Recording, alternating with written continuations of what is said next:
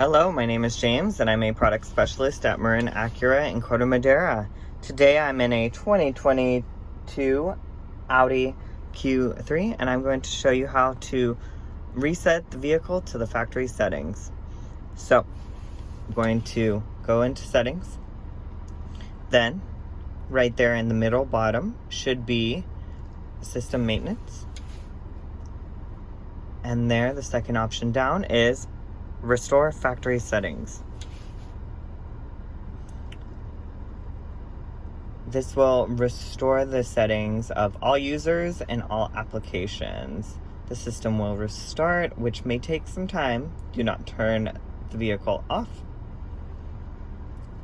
This process cannot be undone. And then all you'll press is restore factory settings.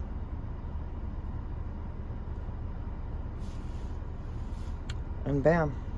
It may take a little while, but that's how you restore the factory settings in a 2022 Audi Q3.